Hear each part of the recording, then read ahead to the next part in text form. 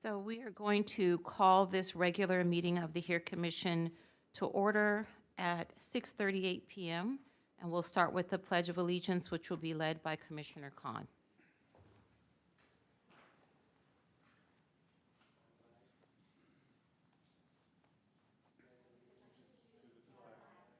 The United States of America, and to the republic for which it stands, one nation, under God, indivisible, with liberty and justice for all.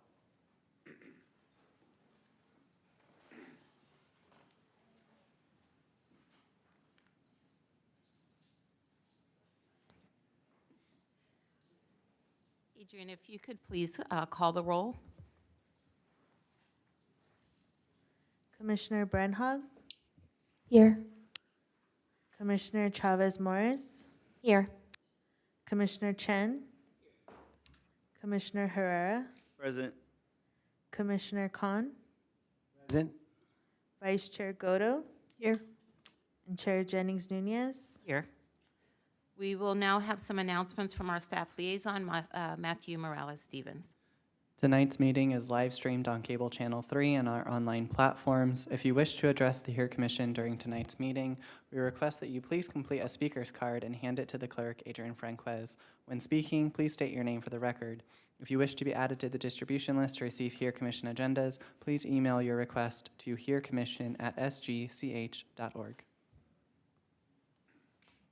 Thank you, Matthew. So we'll start with agenda item number 1, which is approval of the agenda order. Are there any objections to the agenda order or any suggestions for changes? If I may, Chair, we have had some updates since the agenda was posted. We've had some feedback from the tribal leaders, so we're just recommending that the item 4D, review of the land acknowledgement statement and proposed uses, is removed from the agenda, and then staff will have an update once the committee meets again. So if I could have a motion to remove agenda for item 4D from tonight's agenda, I move to remove it. and a second? Thank you. Adrian, if you could please take the vote. Commissioner Brenhog, Aye. Commissioner Chavez Morris, Aye. Commissioner Chen, Aye. Commissioner Herrera, Aye. Commissioner Khan, Aye. Vice Chair Godo, Aye. Chair Jennings Nunez. Aye. Motion passed by a vote of 7 ayes, 0 nays, and 0 abstentions. Thank you. So moving on to the next agenda item, which is public comment. This is the time set aside for members of the public to address the HERE Commission on items of interest that are not on the agenda but are within the subject matter jurisdiction of the HERE Commission. Pursuant to the Brown Act, the HERE Commission cannot answer any questions or take any action until such time as the matter may appear as an item on the future agenda. If you wish to address the HERE Commission, please fill out a speaker's card and hand it to the clerk. Matthew, do we have any public comments? We have one that was emailed in, and then we have one person here today. First public comment is by Andrew. Good evening, Commission. My name is Andrew. I'm a longtime resident here of San Gabriel. January 28th, the interim police chief Nakamura posted a Facebook message in condolence to the family of Tyree Nichols. A member of this commission replied, "Where is the, quote, we condemn the acts of violence and inhumanity portrayed in the video footage of hashtag Tyree Nichols." It continues, "I guess you're taking lead from your former police chief Harris. You did get credit for saying something, I guess, hashtag not good enough." I personally found the reply to be a disrespectful attack towards our police chief and the women and men of the police department. On the city's website, it lists the purpose of the HERE Commission is to advance and advocate for equity, access, diversity, social justice, safety, mutual appreciation, increase cultural competency, positive intergroup relations, and respect for all members of the San Gabriel community. Given the purpose of this commission, I feel it was wrong for a member of this commission to make such a comment on the San Gabriel City Facebook page. Thank you.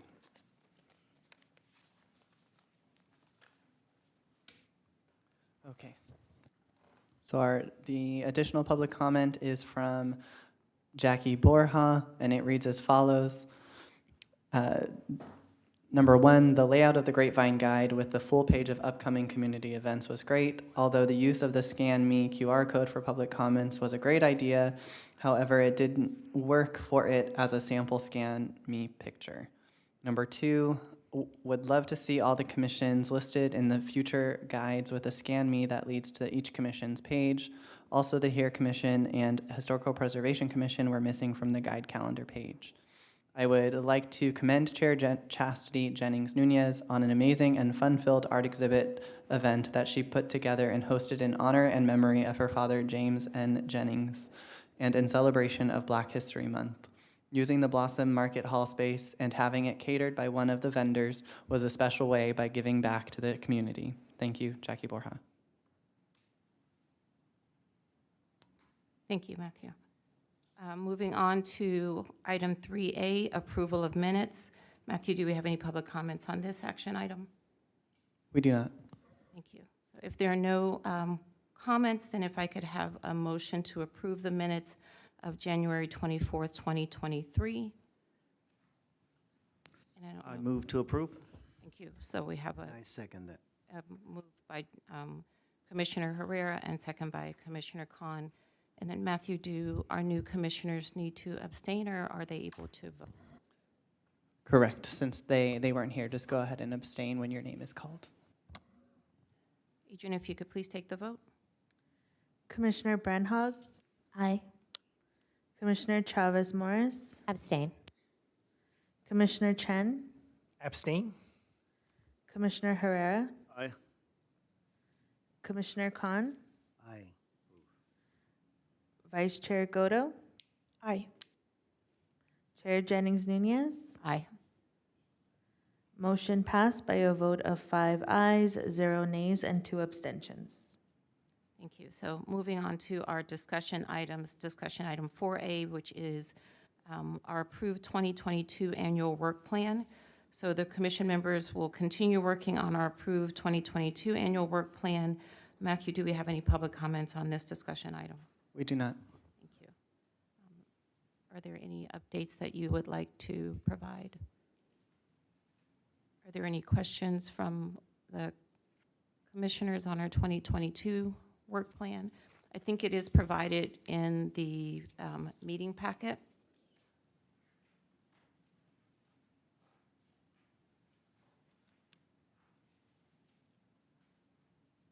Matthew, my only question would be, and you gave us an update at the last meeting, would be on the youth engagement section, which is section 3, and our youth liaisons, whether the application has gone through the channels that it needs to go to and is ready to be utilized? Correct. Yeah, it's gone through the city attorney. We have the edits back. So now it's just working with the city clerk to get it posted. So by the next meeting, I should have it done.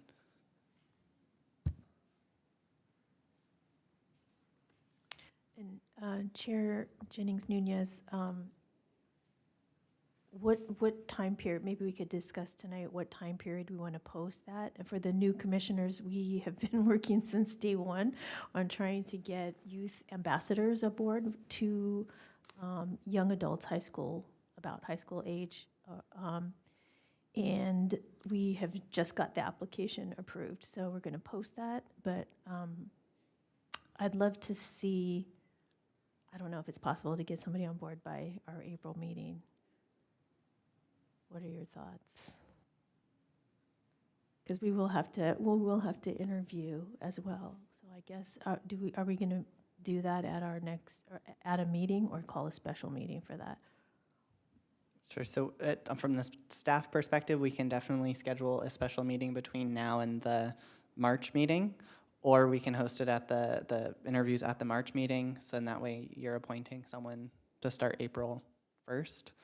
That would give us enough time if we got it posted, let's say early next week, to receive the applications and then have it ready for you during the regular meeting.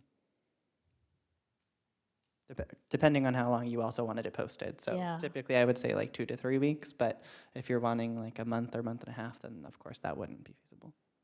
Commissioner Chen, maybe you can help us out in terms of you work closely with high school students in terms of a time frame.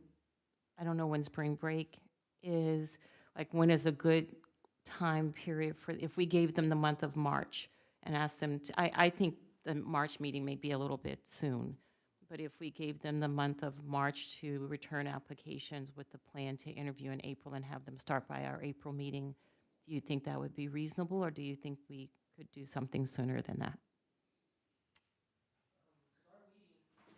Our meeting isn't until the end of March, right? I mean, depending on how rigorous the application is, if it's like, because I have not seen the application, but I mean, if we wanted to make it happen, I'm pretty sure we can get the word out, and within, before the next, we should be able to have applications before the next the next committee meeting if we wanted to speed things up. But if you want to give more time, we could wait also. But I think 1 month, if we're posting it soon-ish. So I mean, we would need at least 3 weeks, right? So if we're saying it takes a couple more weeks, then I would say, yeah, let's wait till April. When is spring break? Do you know? First week, what is it? First week of April.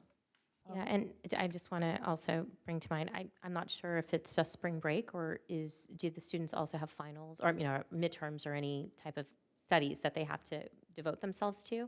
Is there anything conflicting that's going on with the schools with their academics that might prevent them from taking the time to do this?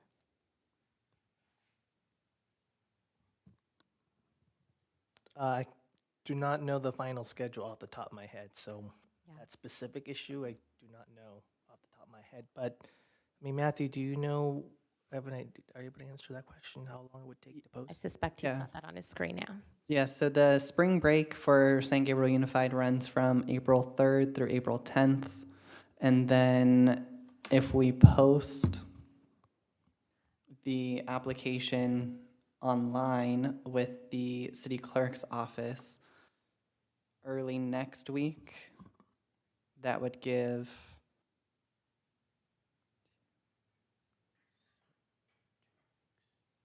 almost 3 full weeks for them to apply. We would have to submit it, actually, it would likely be about 2 weeks because of the time to get it on the agenda. I think that might be too tight of a. 2 weeks would be too short. But it's possible, anything's possible. So I think if we get 2 applicants, we're done, right? If that's the case, right? At least we should make a quota, right? Like we're gonna get at least 4. If we don't have at least 4, then we push it for another month or whatever, or a special meeting once we reach that quota. Because the biggest challenge here is getting the word out, right? That's what we want to make sure that everybody gets enough time to get the word out, and we can get the word out in a week. Did we ask for a letter of recommendation? I can't remember. At this point, I can't remember what Yeah, the application. I was also Look, going to I'll ask if pull it's it up really possible for us to get a copy, the new commissioners to get a copy of what that looks like. That just for no changes whatsoever, but just for our own personal information. I'll send that over this evening. And then with regards to what it includes, I'm 99.9% positive, but let me pull it up just to confirm. Because if they do have to get a letter from their teacher, then we're going to have to give them more time. Yes, I agree. Unless they get it from Jackie. So, and I think that's the other kind of point as well, is that we do have connections to Gabrielino High School, but we want to extend the reach beyond just Gabrielino. So we need to send it to the administrators at the other high schools, and I might be able to help with that just because we have some connections from Kiwanis and our scholarship Can I also, outreach. can I ask another question, Chair? It's just high school students, but it can be high school students who live within the city of San Gabriel. They don't have to go to public school, they can go to private school and be homeschooled as well? Awesome. Yes, yes, so that's why, so we need to, as much as we can get the word out, get the word out. So my proposed timeline would be if we can get the application posted, sent out to the high school administrators, and with the hope of a deadline, I guess, right before spring break. I don't think they are gonna wanna work on spring break, during spring break, and then holding the interviews right after spring break with the hope of starting them at our April meeting, would be my motion or proposal. Great. And then just to address an earlier question, the optional component was to include a resume, cover letter, brag sheet, references, and certificates or recognitions, videos, artwork, or other examples of work.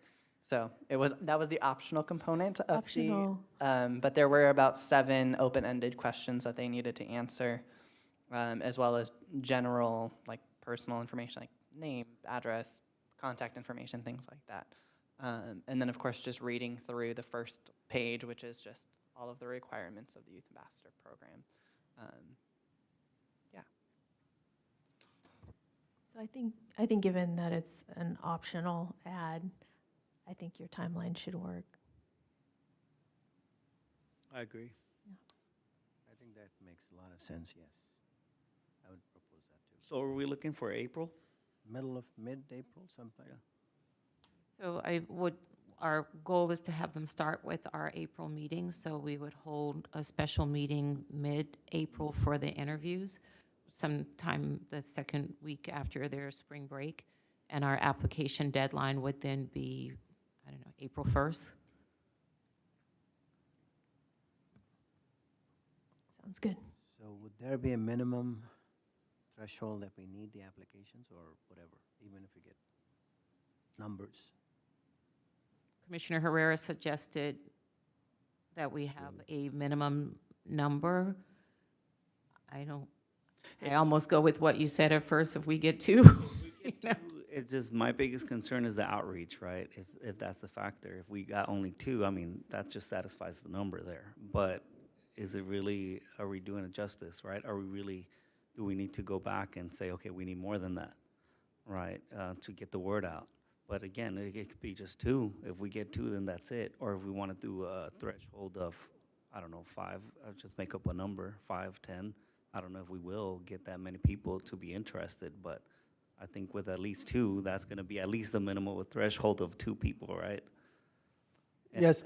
And then that point, it's kind of defeats the purpose to have an interview because they're going to get it by default. So I think we should have at least like 3, right? A minimum of 3, because there's only 2 spots, right? Correct, only 2. Commissioner Chen? Yes, I think, I think we just need to make sure, I think that getting the word out shouldn't be an issue. Right. Whether it's Del Mar, the continuation high school, or the public high school, and then, of course, Chastity has other, so I don't know if we need to make that, because, think about, like, even us on the HERE Commission, right? It was like, well, there was only 3 candidates, right? And then 3 were confirmed. So I was like, okay, do we need to have a minimum of 6, So I think, hopefully, I think we'll get more than 2, but. Can I make a suggestion that perhaps, I know oftentimes because I work in municipal government, sometimes we can set a deadline of trying to hopefully make the April, schedule, but if we can get feedback from staff that say maybe we've only received X number of applications by a certain date, that we can opt to hold it open longer. I'm not sure if that's an option, but that's sometimes what they'll do is they'll say, we're gonna accept applications until up until a certain date or close sooner if a suitable number of applications are received. I don't know if there's an option for us to get feedback from the staff and let us know if we need to hold it open longer. Most definitely. So if you want a minimum of 4 people, and then that will kind of trigger the extension, great. If you're fine with the 2 and still move forward, that's also fine. It's totally up to the commission to direct staff as to how you would like us to move forward. So if there is the threshold of 4 people, let's say, to host the special meeting in mid-April, then just let us know now, and then if it falls under that, we'll just push it out to the next commission. And just add an extension language to it. Mm-hmm. Do we have to have a motion, or is it just general consensus? Assuming there's a general consensus and there's no major.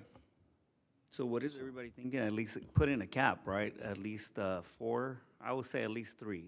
I want to offer them the experience of having an interview, right?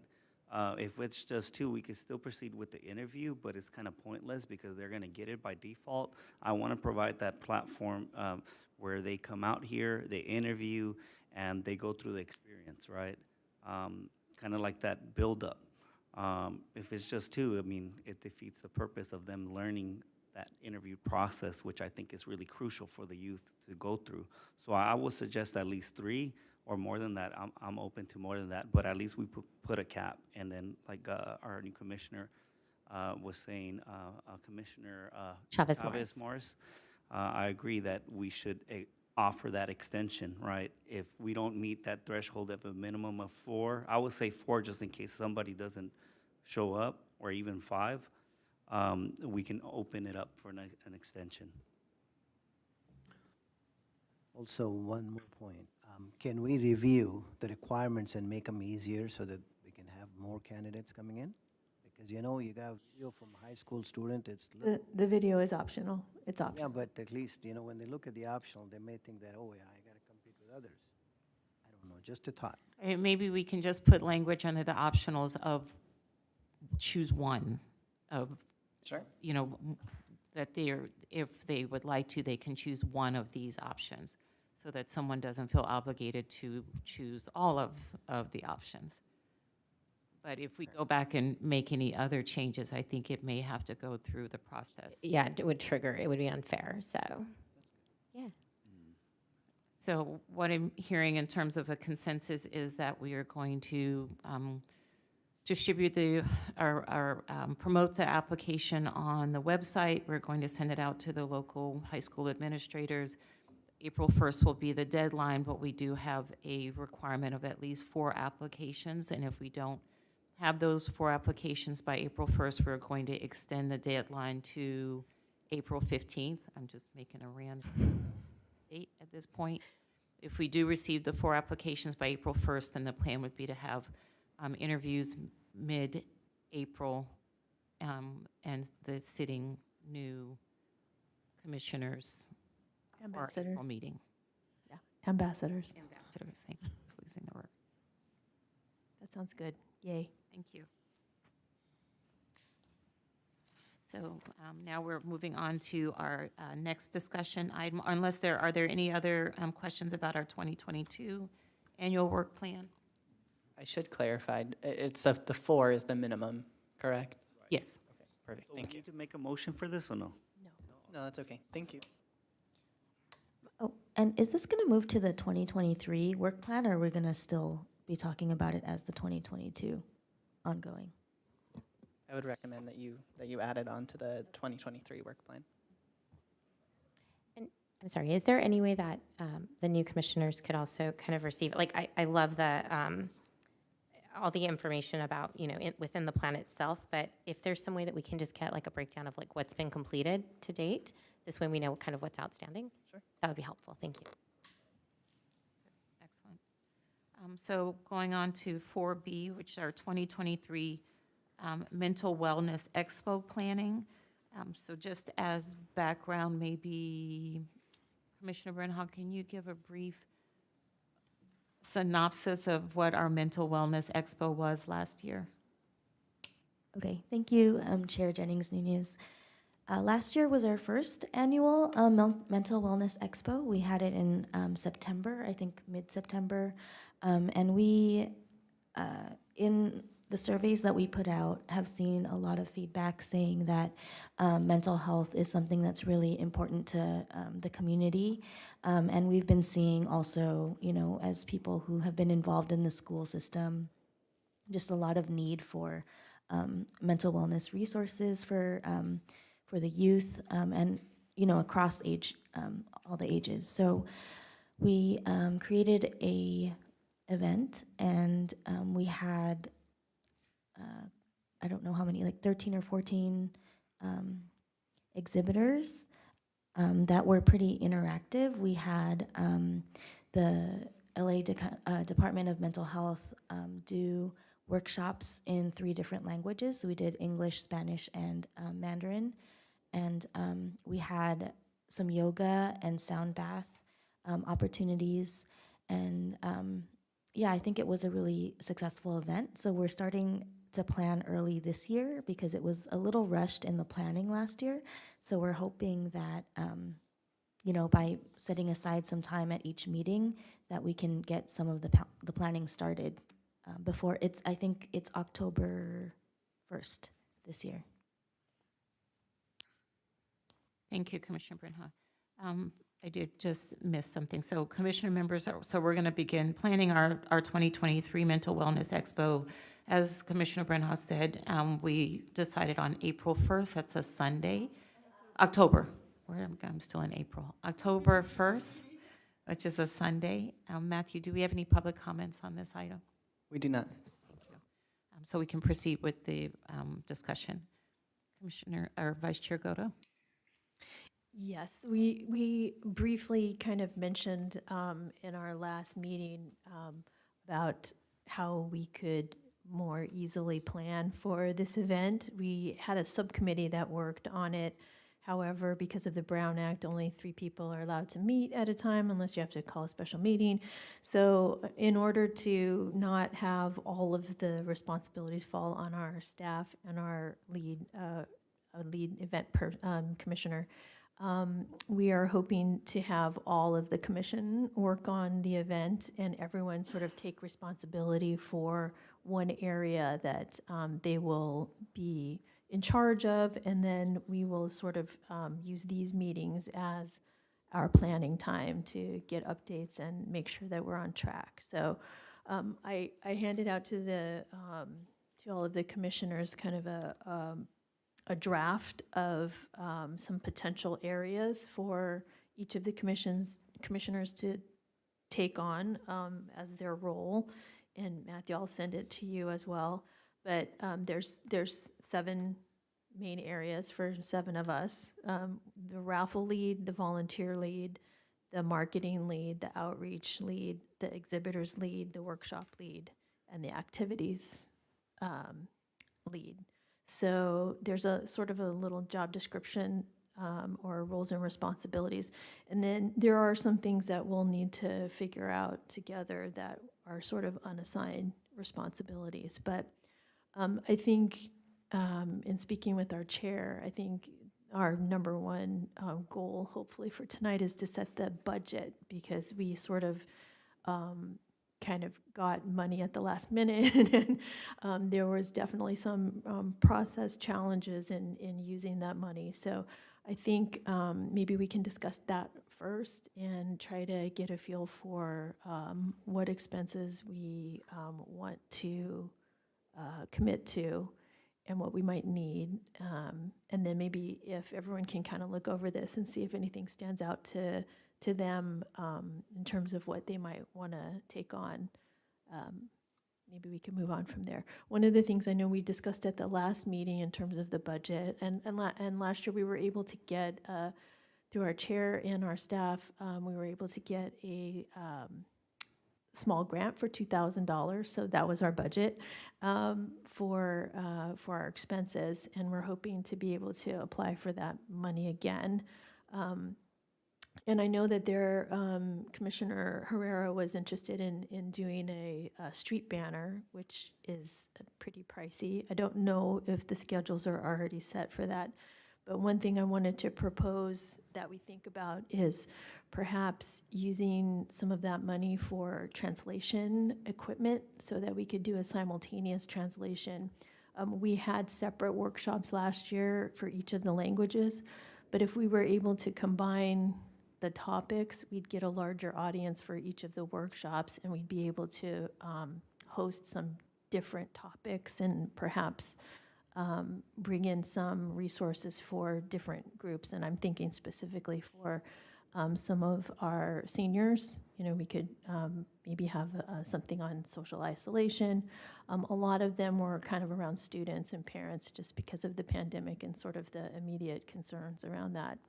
So I have no idea how much translation equipment is to rent or purchase. I don't know if anyone has any feedback to give on that.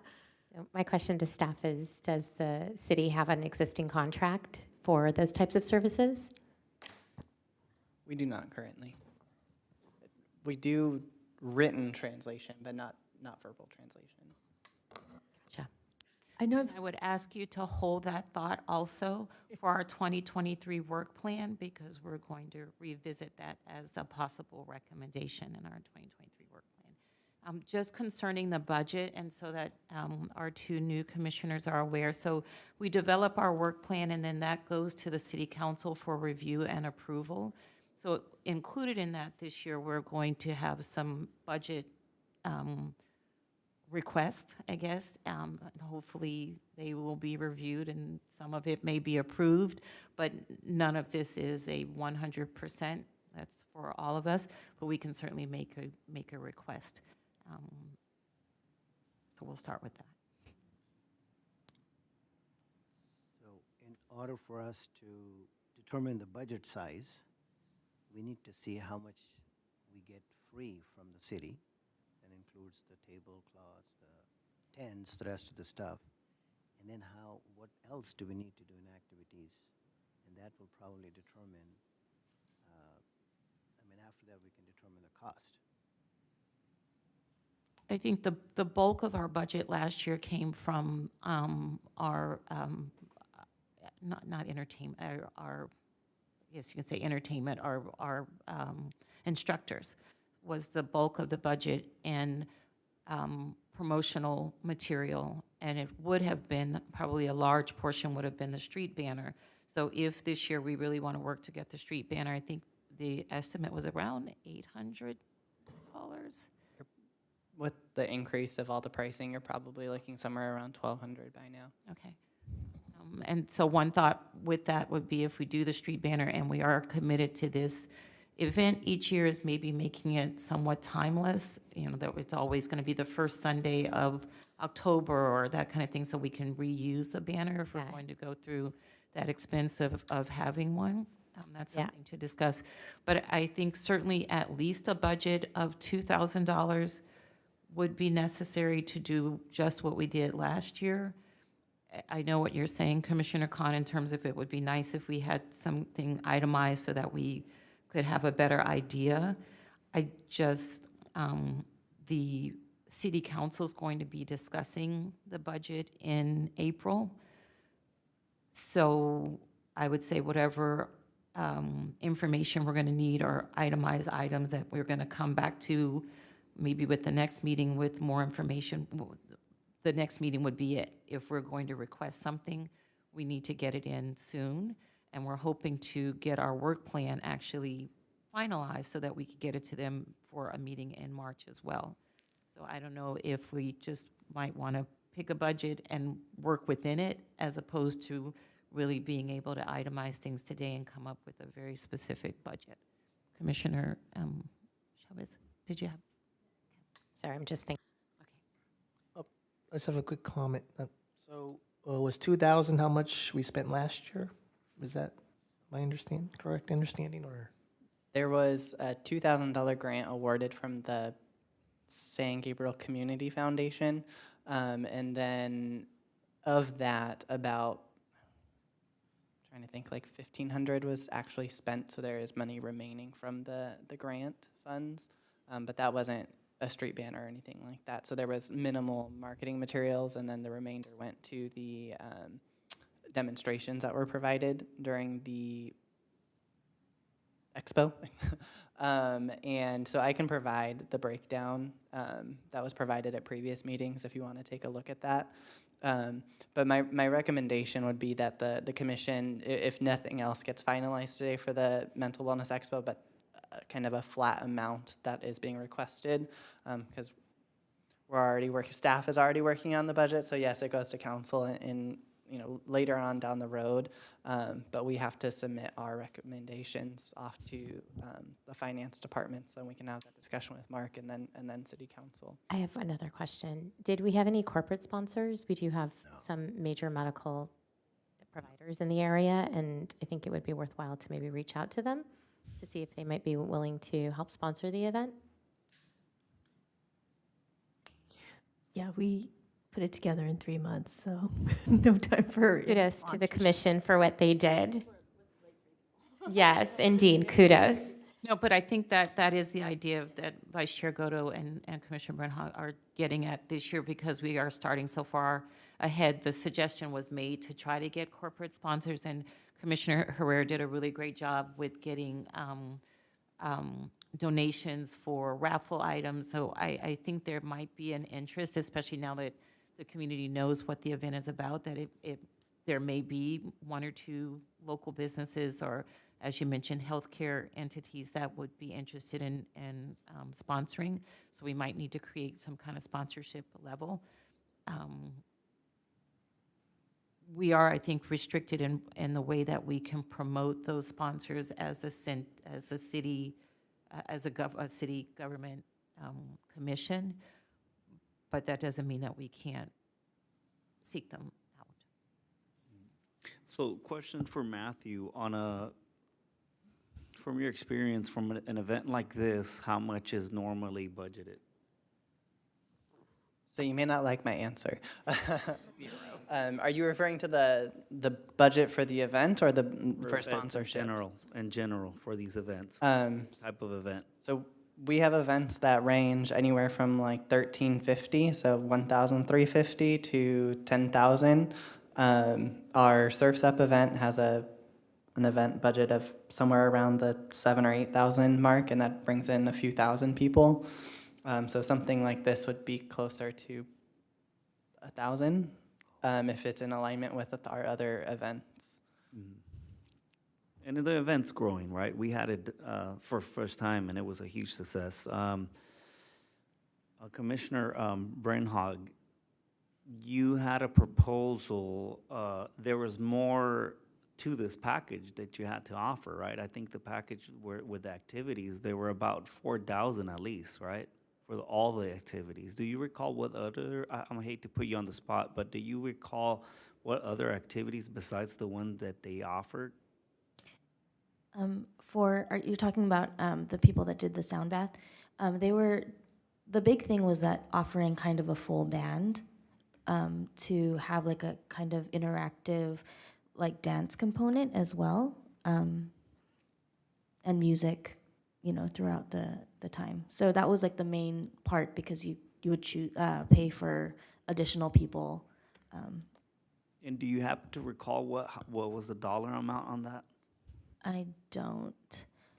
I think it was in the 4,000 range. But I'm not sure if that's what we're leaning towards right now anyway. But it, was an option. I think, what did we end up paying them? Maybe 600? Oh, wow. I can pull that up for you right now. It was not a lot. And what they had to offer was tremendous. It was beautiful. It was great. I think they had a couple of stations, not only one. I thought I saw somebody with an instrument playing music. You had people hanging and these elaborate machines there, and then people doing yoga and all that, right? I did think that it made our event stand out, having something a little bit different than just having exhibitor booths. So having that performance / interactive, not even demonstration. So we had, actual yoga and sound bath, like interactive spaces that is to promote mental wellness as well, was a great opportunity for people. I don't know about the way that we marketed it or like, put the information out there. I feel like if more people knew about it, it probably would have been, more well attended. But yeah, I think it was a great, I don't know if we don't necessarily have to do it again. I don't think, I think we can talk about it some more. As far as budget though, I don't know exactly if the same people are gonna want the same amount of money or if they're gonna want like to be paid a little bit more, because that was kind of their first time working with the city. I do think maybe asking for a budget of 2,000 from the city is probably a good place to be. And then if we can get sponsorships or grants again on top of that, then I don't know. What do other people think about that? I think that would be a really reasonable request. And in addition to that, we have our 500 left from, or approximately 500. So even if we only had the budget of 2,500, we could at least do what we did last year. In addition, we could do the street banner, which would hopefully bring in even more people. So I think $2,000 is a reasonable request for the budget. I think the other thing to consider is that if we can get the workshop topics set, far in advance, we can do some pre-publicity because the Lunar New Year Festival was huge here in the city, and there was a Chinese language radio station that came out that I think was a huge draw. So if we are able to, get our programming set, it'll give us more of an opportunity to do more outreach. So hopefully, that will bring in, a broader audience as well to participate. Now, if I remember correctly, I think the AM 1300 they co-hosted, is what I understand. So I mean, if we could get another kind of Chinese media to co-host the mental health. Yeah, that sounds great. I don't like hosting anyway.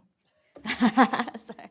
Yeah, and I love everything I'm hearing, and I think that it's so timely and needed right now, considering the turn of events, right, with Monterey Park and Alhambra.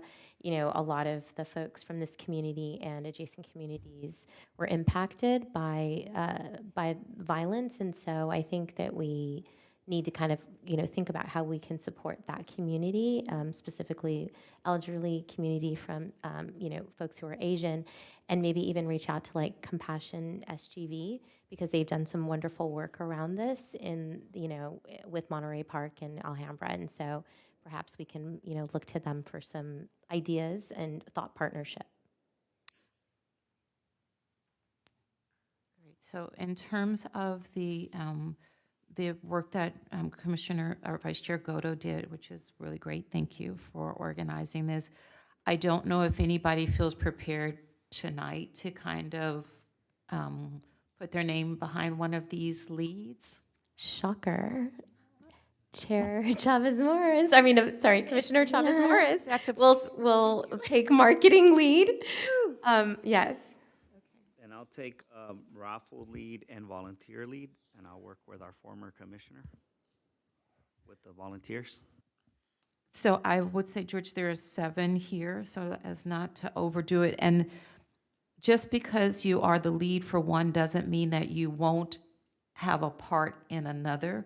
But in terms of a lead, I would ask you to pick one of those.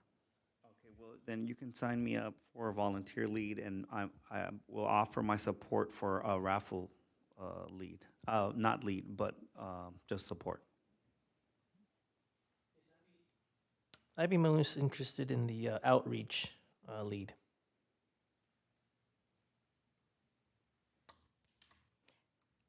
I would be happy to also support if there's anybody who wants to take on the exhibitors lead. I think I can assist with reaching out to some of the health providers in the area to see if they might be willing to provide exhibits.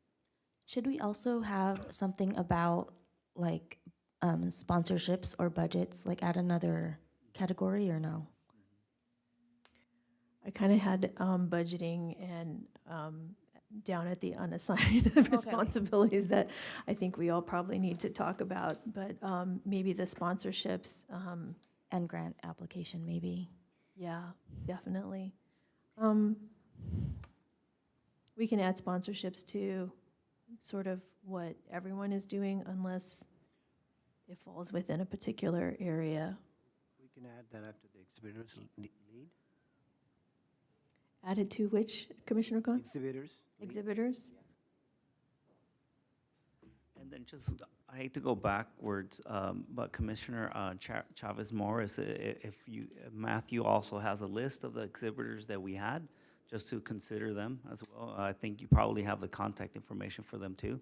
Not to limit ourselves with that, but I'm sure you have different connects, but you have something to work with. I do not believe in reinventing the wheel. So let me just, so far we have volunteer lead is Commissioner Herrera, marketing is Commissioner Chavez Morris, outreach is Commissioner Chen. I'm gonna, Commissioner Brenhock, let you, are you our event lead? Oh, I guess so. I don't. I'm like, I would love to do the activities or workshop. Well, like, I mean, but if you- but you know, as an event lead, I will probably oversee a bunch of stuff too. Okay. I do feel like Vice Chair Goto is probably better at it than I am, but I will. I would suggest putting you down for the activities lead, because even the event lead is gonna have to take an area. And I'm happy to take either workshop or exhibitors, whichever ends up being left in the lurch. So maybe Commissioner Khan, do you have an area that you want to? I would rather take the exhibitors lead rather than workshop because I think it's probably Okay. work that better for me. Commissioner Khan's on exhibitors. I can take workshop. So I left myself with Ralph Lee, which I hate. No, I think Commissioner Herrera said he wants to do raffle, so you can do volunteers. He said he wanted. Oh, you want to rather do volunteers? Either or. Do you want to switch? You were so good at Ralph. We're gonna work together, so it's just. Right, so, I mean, all of, so, the key here, I guess, is lead. So as Vice Chair Goto said, this year, we just need someone to take the lead so that the lead for all these items doesn't fall on the event lead. So just because you are the raffle lead doesn't mean that you can't help with volunteering, that you're not going to help with marketing, that you're not going to be part of outreach. It just means that there's one person who is going to organize and make sure that things are happening in those areas. So, So you want me to be the raffle lead? I'll take it. You were so excellent yes, at the raffle. very good at asking You were. people for support for us. Okay, well done. So that leaves a couple of things from the bottom of the sheet where I think grant application and then the securing of the food trucks and so on, that would be. Those I think we can work on along the way, but getting these major areas assigned so that in the March meeting, we can come back with a little bit of information, and in April, a little bit of information. And particularly if we do get approved by the city for the budget, and I don't know if we will decide to apply for that grant. I still need to ask if we're able to apply for that grant since we received it last year. We might not be eligible to apply for it again this year, I'm not sure. But these unassigned responsibilities, now that we have them listed, we can discuss them at each meeting along the way. And if possible, we can add up to the responsibilities on top and we can reshuffle them. I just want to say that was really cool how it kind of just, separated out. Everybody kind of took their strengths and, it looks great. Credit goes to Commissioner Goto. And just for a point of clarity, can we go down the list again to see who's responsible for what? So Ralph lead is Commissioner Herrera. Volunteer lead is myself. Marketing lead is Commissioner Chavez Morris. Outreach is Commissioner Chen. Exhibitors, That's right. Commissioner Khan. Commissioner Khan. Workshop is going to be Vice Chair Godo, and activities is going to be Commissioner Bernhardt. Thank you.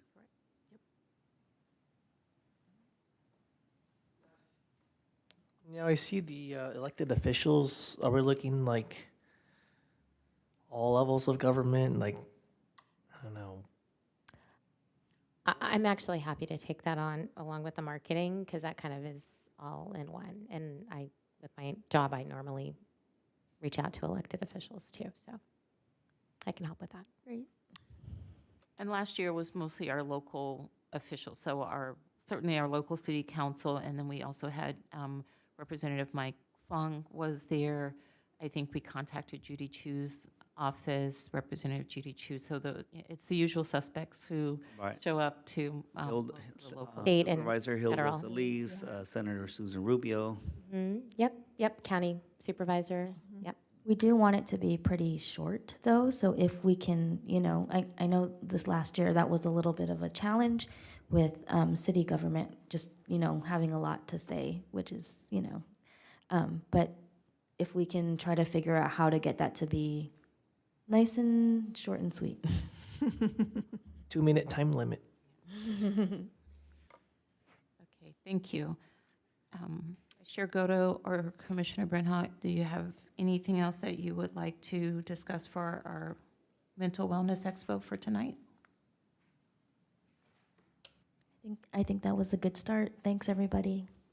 So please, at our March meeting, as Vice Chair Godo said, because we are limited in how, we can't discuss this outside of a meeting setting, so please be prepared at the March meeting to come with some type of update, how the rest of us can help you in your area and what you have done to move things forward. So now we'll go on to our 2023 annual work plan. So this is where we will work to develop our 2023 annual work plan. Matthew, do we have any public comments on this discussion item? Thank you. So we started working on our 2023 work plan, I think, didn't we? Yes. So there is a draft at the end of the meeting packet. We didn't work on it at our last meeting because we wanted to provide an opportunity for our new commissioners to really be a part of the 2023 work plan and input. I will tell you that the way that it's organized is roughly kind of in line with our purpose and goals as stated in our ordinance. And so we tried to kind of keep the sections roughly along those lines. Some of the items are carried forward from our 2022 work plan, but we're not limited to this, so this is still a draft. So if there are other things that people want to see input in our work plan, then please suggest them tonight.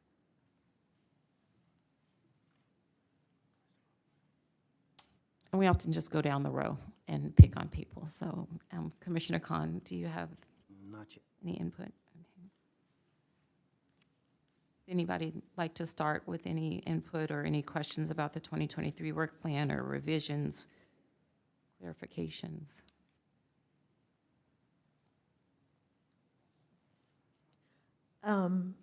One thing that I wanted to discuss was, we mentioned it when we were first formulating our outline, but according to our, which is at the end, at the recommendations and notes, I took a look at some of the feedback that we had gotten from our community survey. And so I wanted to see if we could sort of memorialize, I guess, item B, the LGBTQ plus community support, as something that we could take on for this year. And my suggestion, because we have quite a lot of work already, is under 2, community engagement, we do have highlighted at the bottom, developing a job fair, and I know that was important to Commissioner Herrera, but I would propose that we potentially think about doing, my thoughts were, there were a number of suggestions in the community survey, but I was thinking that perhaps we could try doing a safe space campaign for the LGBTQ community that we could launch with local businesses, institutions, city government, similar to what some companies do. I'm sure a lot of people who are here are familiar with it, but it's essentially a safe space designation that maybe we could do during Pride Month, which is June. So my thought would be to maybe replace the Develop a Job Fair with an LGBTQ safe space campaign.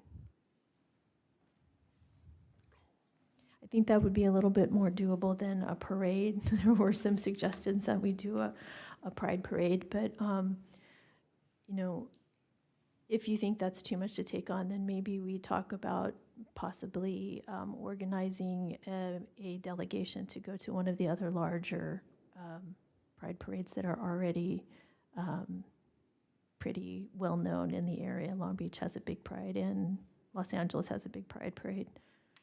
So just wanted to get people's thoughts about that possibility. I was just wondering, what does it entail to do a campaign?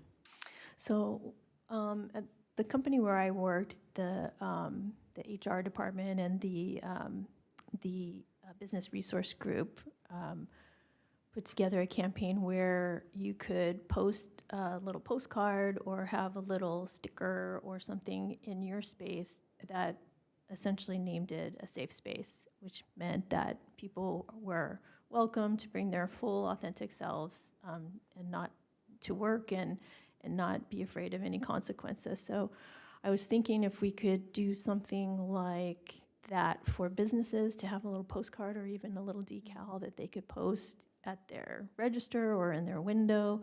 We could have the library and a number of, you know, different organizations support it, that we could sort of raise awareness. Does that come with education, though?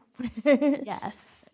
So I was trying to do a little research, and I couldn't come up with anything quite yet about. There was a lot of information about allies, but I think along with this campaign, if you post, you know, the postcard or the sticker, that there should definitely be sort of a agreement of what that means. Right. So, you know, that everyone will be treated equally with respect and dignity, you know, at this establishment. And we can come up with, I was trying to find another city that maybe we could use as an example, but I haven't quite gotten there yet.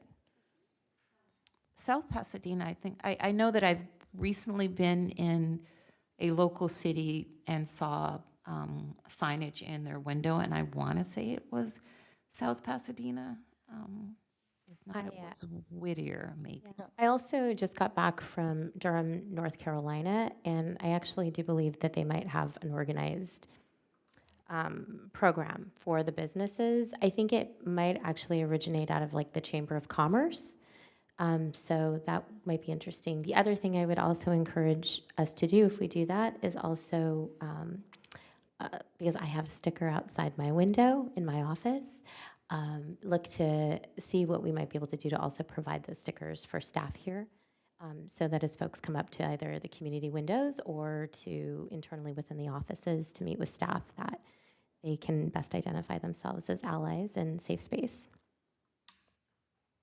Definitely. And I know this is overly ambitious, but I was thinking we could even maybe do a little contest for creating that, what it looks like. I think the general one is sort of a triangle that's with a rainbow, but maybe there's something specific to San Gabriel that we could come up with. But that may be too much for this year. Like a rainbow S and a G. So I would say, in keeping in mind that it's June, we have 2 meetings before that, March, April, maybe May. I do like this idea, and I think it resonates with a number of people, but we might just want to be very specific in what we are suggesting or recommending. Again, it has to go to city council to approve, so the more specific we can be for them and what we are asking them to support, the better. So if the idea is that we would like to take the lead in a safe space campaign for 2023 for LGBTQ Awareness Month in June, and that the campaign would kind of encompass inviting businesses to participate by posting a sticker that designates them as a safe space, and that we would also recommend those stickers be available for city government. Yes, that we would be leading the way by posting those ourselves as an employer. So I don't know how specific we have to be in this, Matthew. Can we just put a safe space campaign for LGBTQ month? Yeah, I Leave think it there. that provides enough detail, and if council asks staff it kind of how far it would go, I think the parameters you've provided are sufficient. So just kind of going down the line in terms of equity training and inequities in city policy, last year or in the past 2 years, what we recommended was that the city staff members be required to participate in implicit bias training. We did have implicit bias training that was required for all of the city employees. It's been a year now, hasn't it? It's gone by fast. I felt like we just did it yesterday, but so I would have to look and see when it was done, but So how was that taken? as in received by staff or By the employees, yeah. by the and staff? employees, yeah. There were mixed reviews on it. We did a survey after. There were definitely mixed reviews on the subject. So we'd be interested in looking at another presenter and see how it could be presented in another way. An example of what we're doing internally for the Community Services Department and then opening it up to the city is a diversity, equity, and inclusion training with Equality California. And so we're doing a separate one for full-time and then part-time staff. And so based off of how that one goes and how there's a lot of those messages will intersect with what was said at the implicit bias training to see in which how that's presented. Potentially there may be a different response than the way in which it was presented at the implicit bias training that then we could provide feedback to the commission. But overall, I mean, the speaker was obviously extremely qualified on the subject, but potentially a different platform may make the reception by staff even better. So I have a question. So this is always a live training, and what happens if somebody can't make it? Sure. So the implicit bias training was in person at the Mission Playhouse. It was offered in, I think, 2 different time slots, maybe 3. And then it was also recorded. So if someone wanted to watch it, then they could choose to do that as well. The training that we're currently planning would be mandatory for our department staff, but then optional for the citywide full-time staff. And that one will be a Zoom training, because that's currently how they offer that. And prior to last year, they didn't have any training, so this is something that came out of our commission. That's great. So I would suggest that we put, and I think I mentioned it previously, that this type of training be incorporated into some type of regular rotation. So if it's every 2 years, but I would like to see continued training that's built on, each year, but that we would recommend as a HERE Commission that the city continue to require some type of DEI training every 2 years to employees. Anything else in that area? Okay, for community engagement, we have we've spent the last 2 years really working to celebrate Native American Heritage Month, and we do have our video that I'm assuming will remain available, and we will repost, even though it may be dated in terms of a date being on it, but we'll repost. Hopefully, we will also, by that time, be able to present the land acknowledgement statement. So,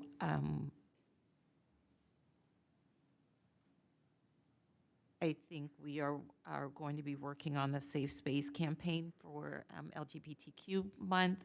So we may not focus as heavily on trying to create something new for Native American Heritage Month this year, but obviously celebrating it and utilizing those things that we already have completed. And then we have the Mental Wellness Expo under Community Engagement. I'd like to see, Go ahead. no, you look like you had something to say. You can go. Oh, thank you. I know we have the Lunar New Year event every year. I know it's not the Here Commission thing, but I think earlier we talked about somebody who's talking about translation, and it made me think about, do we have a significant Chinese-speaking population, businesses? I'm just thinking out loud. What does it mean to for that besides that Lunar New Year event? What does that mean?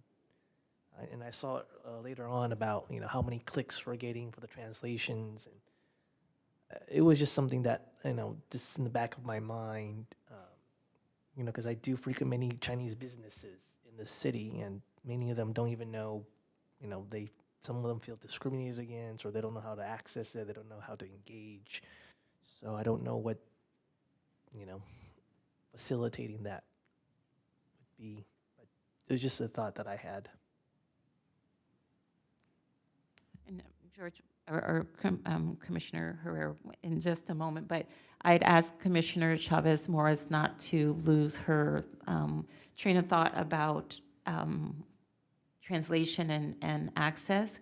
So one of our recommendations in previous years was to have the agendas translated into Spanish, Chinese, I think Vietnamese, and they're available in English, and that was for City Council, and that was for the Here Commission. At the, maybe not the last, but a couple of City Council meetings prior, that was revisited because it is very expensive. And the decision, I think, was finalized that they are no longer going to continue to provide those translations. There is going to be, and Mark, maybe you can clarify, there is going to be access to kind of the Google Translate so that you can translate the whole page, but and they're going to be creating the agendas in a PDF form so that they can be translated using Google Translate, but we're no longer going to utilize city kind of funds to translate them the way that they were before. My understanding is that's going to save the city over $20,000 that was being utilized before. So I think it is a good time to recommend looking into renting some type of simultaneous translation services for meetings, because Commissioner or Vice Chair Godo mentioned even if you translate the agendas and people come to the meeting, they can't understand anything at the meeting. So it's just the first step to have them see an agenda. It's a whole different thing, and I think we saw that with some recent meetings where there was a large number of participants that English was not their primary language. And the city actually had to go out and kind of arrange to have a translator at a subsequent meeting. So I think recommending some type of translation services for the meeting would be great. I was just going to say that the city of Los Angeles also offers, and this is something that just kind of to think about, city of Los Angeles offers translation bonuses to employees. So that helps to keep the cost of having a consultant do the work.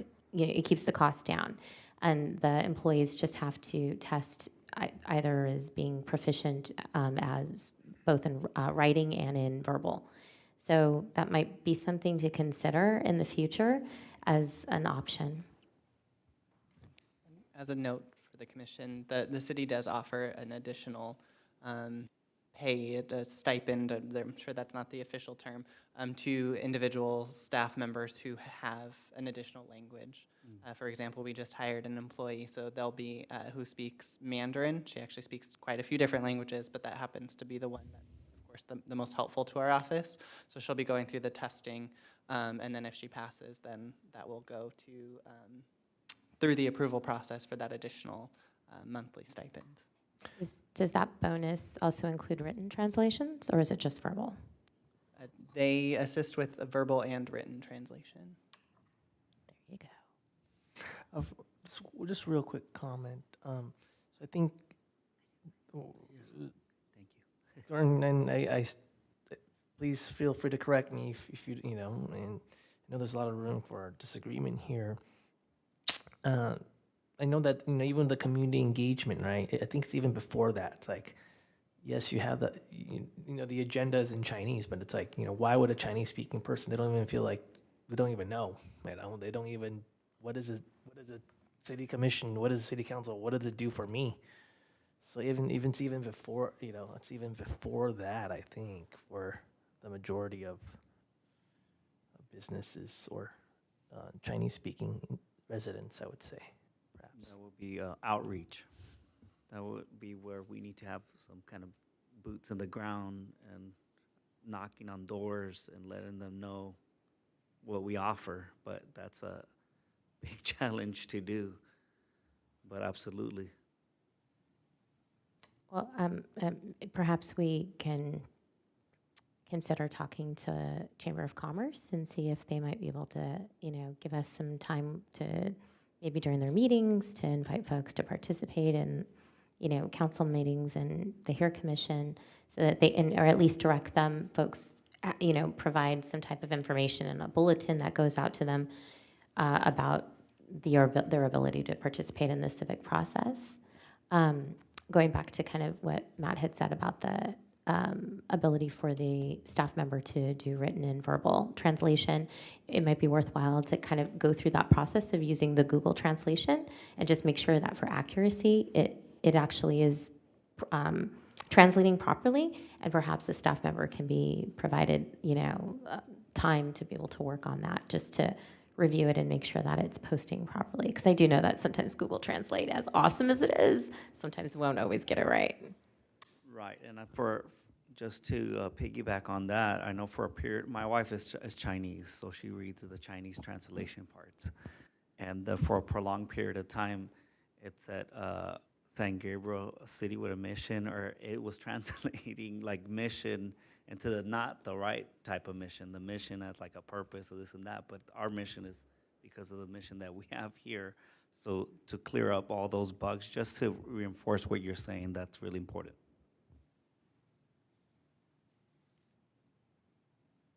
Commissioner Herrera, did you have something else? Okay, well, then I would like to see what is the directive? Are we proposing to see if we can inquire on these equipment? And if that's the case, I will also like to ask if the city can do a little bit of research on some type of AI. I don't know if there's an app or something, maybe that they can just connect the headphones. I don't know if AI is so impressive right now. So it might not be something where we need to buy or rent all this stuff. It could just be as simple as getting an app, and just connecting your microphone, and then you just tap it into your cell phone. I don't know if that invention is already done. I will not tap that. I will not patent that. So whoever wants to get rich, if that's not available yet, it's just something to look at. On another note, I was looking to add for as far as community engagement, proposing the idea of having recognition. I know a couple, I think a couple of commissions do it already. I'm not sure. Community service, they recognize somebody, right? That's happening. Correct. Right now. If we can have something where our commission recognizes a particular person that's, being exemplary or a person that's fitting to any of the qualities, if not all the qualities. It could be for an individual or for a business.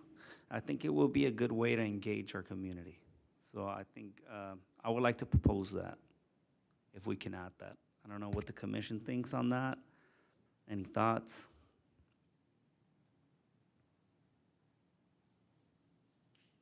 I think that's a good idea. So it can go under community engagement. So we just would need to define it at some point this year, but some type of recognition award, from the HERE Commission. I think that's a good idea under community engagement. I have 2 other items that I think we've briefly mentioned in the past.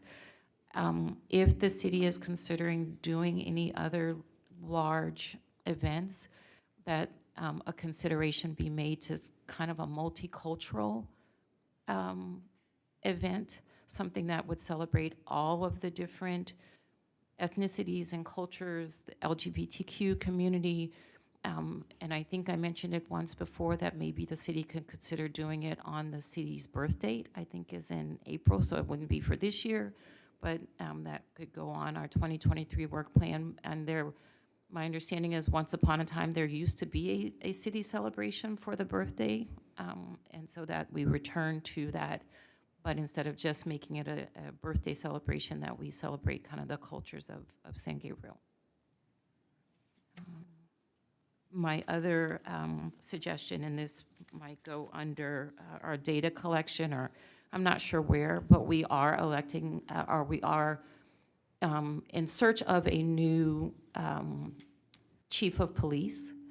And I think it is important that the HERE Commission have some input, some role, that we come up with recommendations for how we would like that position, of the qualities that we would like to see for that person, because the chief sets the tone for the police department. And I would hope that we would continue down the road of community engagement and community policing and all those things that have been set in place the last few years. And so I think the HERE Commission would like to have some type of input into the selection of our new chief.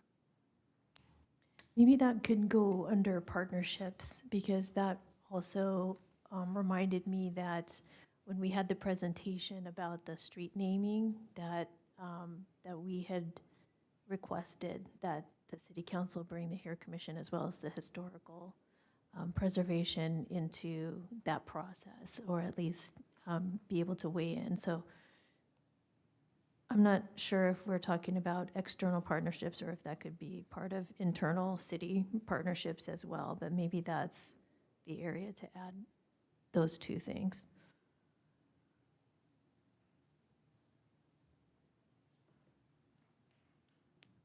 Commissioner Chavez, did you? No, I was just going to second. I think that that's a very reasonable request to ask for some type of, to be able to place some type of input into that process.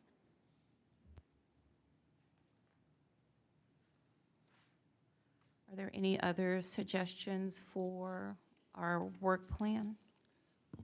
As far as the community engagement, I know we had a presenter last year that was, I forgot what was the name of the organization, but they were offering some type of services for the seniors, especially now that, I think it's happening a lot more with COVID, where they're getting like all the fraud.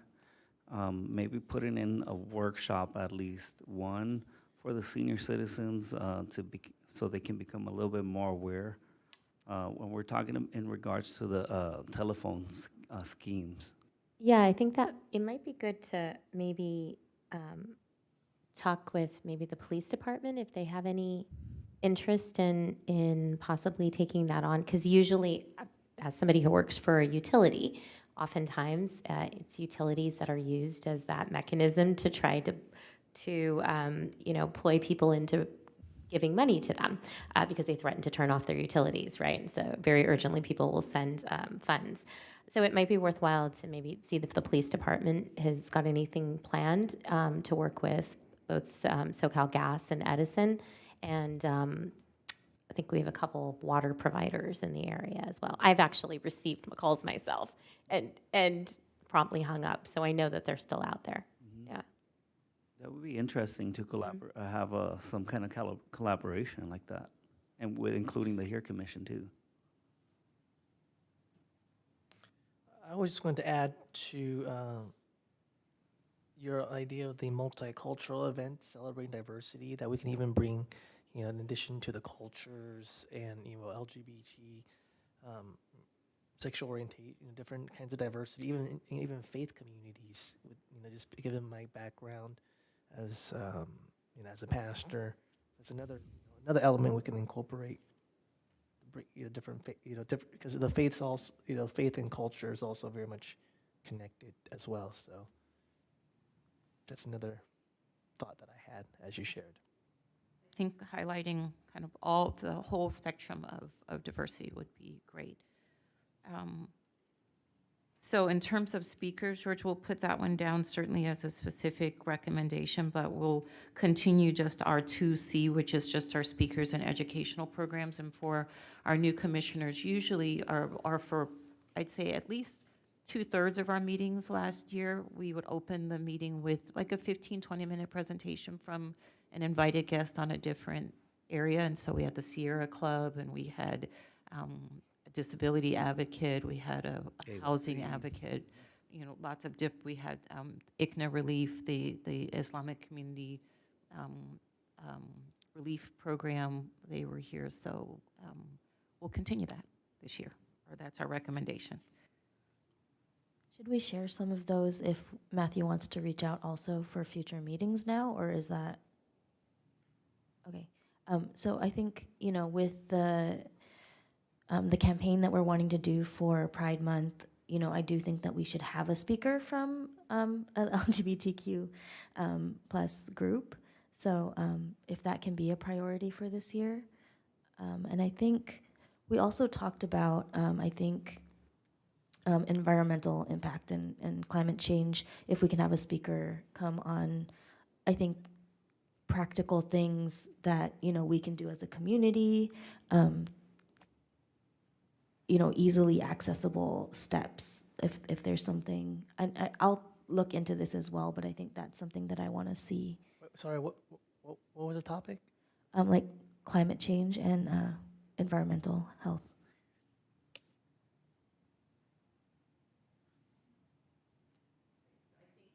That is a lot to put together.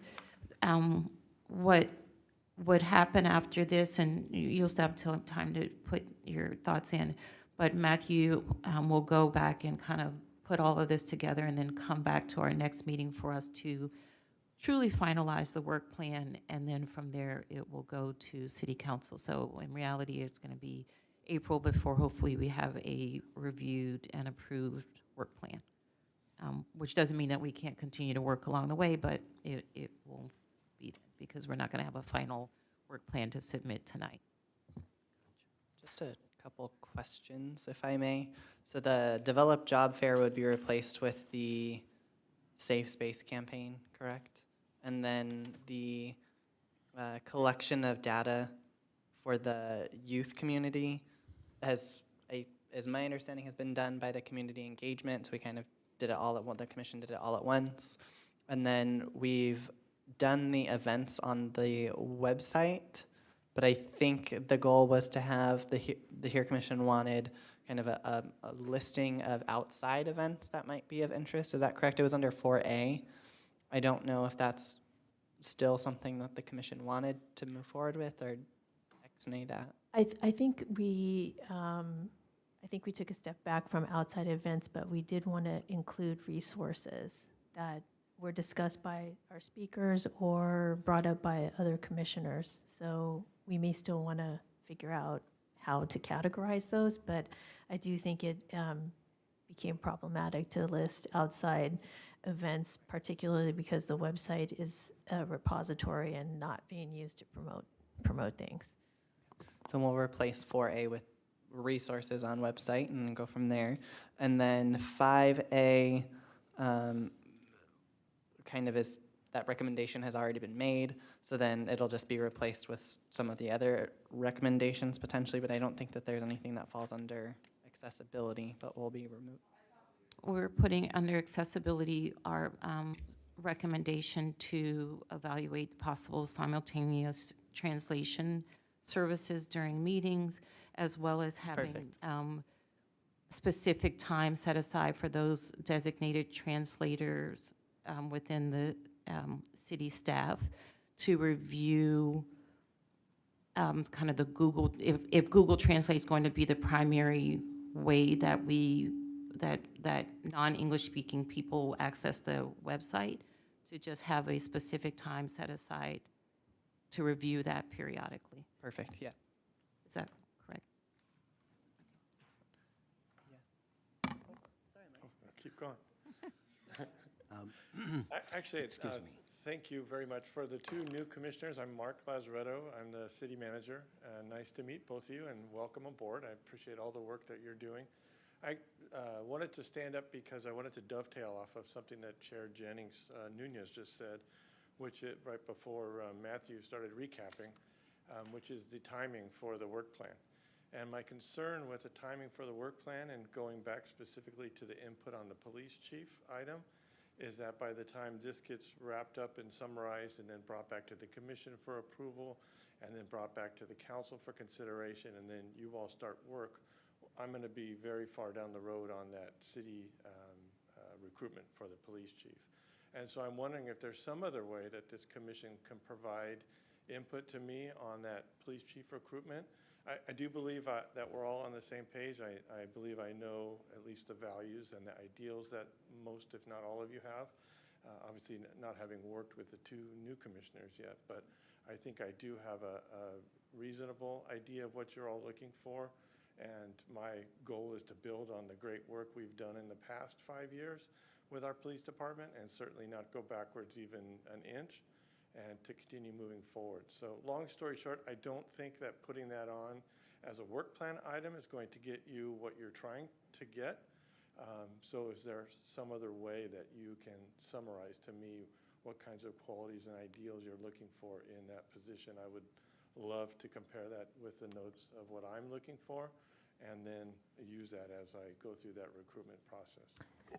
Mark, is there going to be an opportunity for public input, like a public forum? I know similar to what you're having for the budget, where you do allow the public, a chance to ask questions about the process for how the new police chief is going to be chosen, the candidates and where they're coming from and how it's being, marketed out there. To answer your question, it was going, the plan was to be more of us being transparent and talking about that process and telling the community and the council what that process entails, and less of a public forum.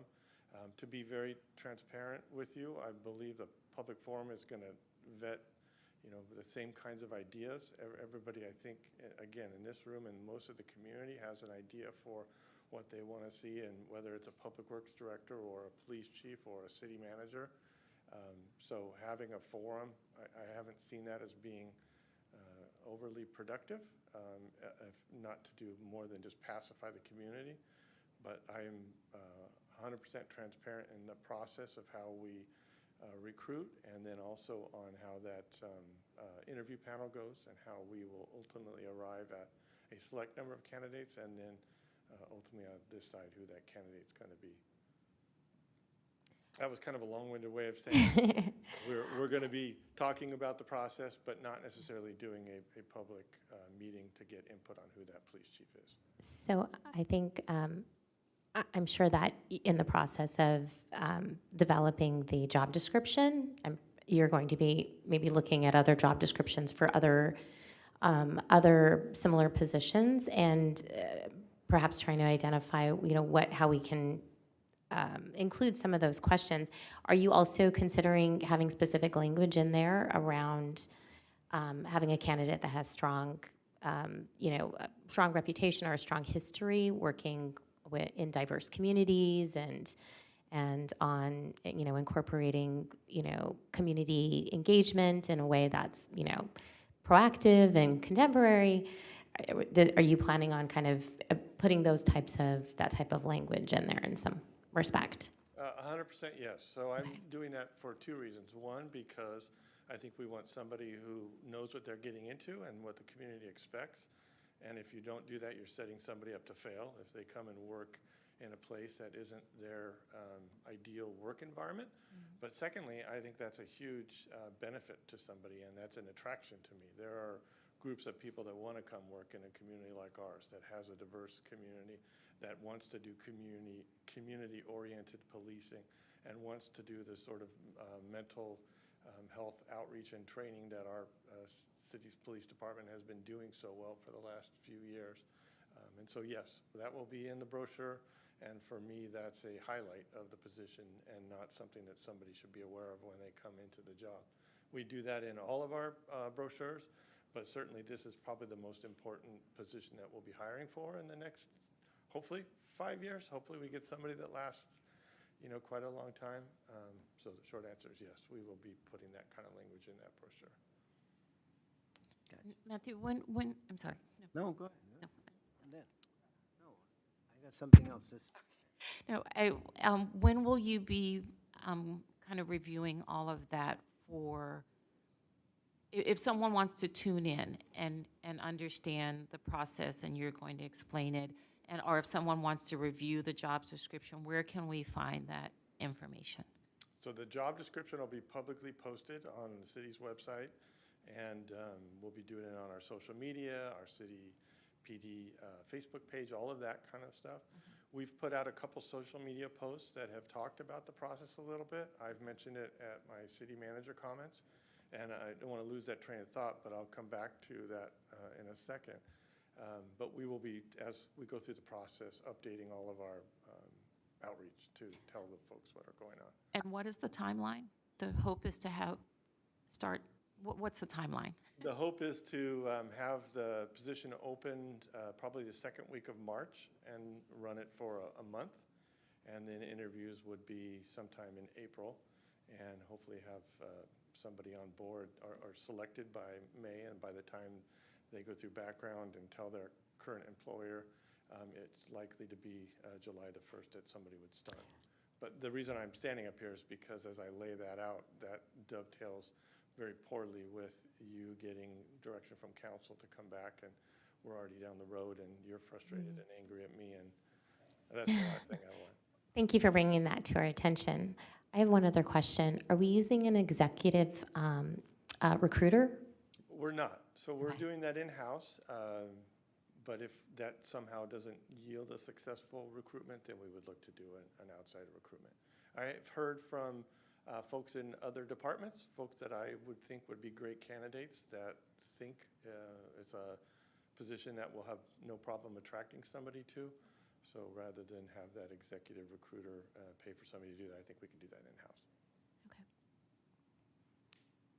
And then my other thought, unless there's questions on that police chief recruitment, my other thought, which I didn't want to lose track of, is you focused quite a bit, as I appreciate that you do every meeting, on trying to make sure we get that outreach and that we have inclusivity in our materials and all of that. And we talk so much about translation and trying to get folks to participate. But it is tough to get folks to participate when English is their first language. And you talked about trying to tell folks what a commission or a city council is. And I think folks that aren't government wonks, like all of us who happen to be in this room, no matter where you're from, they have a tough time trying to figure out what a commission or a committee or what any of this stuff that we do is. And so I think it's a bigger problem than just the translation part. It's a problem that even predominantly, Caucasian communities have nobody at their meetings and, don't have folks getting involved. So it's a bigger problem than than I think we all want to admit. And if you all can crack that nut for a more difficult population to reach, I mean, kudos to you. And if you can tell us how to do it better, that was one of the things that the council requested, was that we work with the HERE Commission on that specific, is trying to get people involved in the government and the council meeting process and the commission process. So. As a municipal worker for the city of LA, we have the opposite problem. We have a lot of people at our meetings. Yeah. Thank you. I'm sorry to interrupt you, Matthew. I think One more thing, Mark, before you go, and then it'll come back to me. Commissioner Chen, did you have something? Oh, yes, so this is maybe speaking out of ignorance. I mean, are we also looking to promote from, like, is this from within as well, for somebody who's worked in our community for a long time? Or is it just like open for anybody, open for all, including our city? All of the above. So in a perfect world, we have that talent pipeline that's ready to go for all of the departments. And all of our recruitments are, if not only internal, are internal and external. This one will be internal and external. I don't know that we'll have somebody from the inside that will apply, or whether they will be able to rise to that, but they'll certainly have the opportunity. But that is one of our focuses as an organization, is in all of the departments, making sure for every, Matthew, that there's somebody behind Matthew that will be able to take his spot when he goes on to bigger and better things, or in 20 years.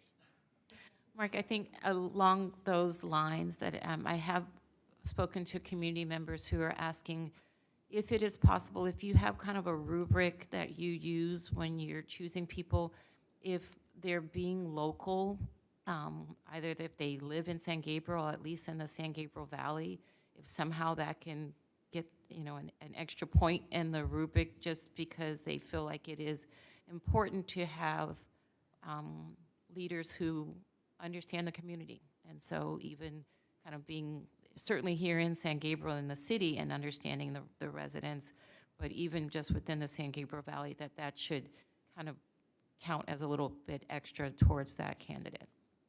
Absolutely, and I look at that as I make selections.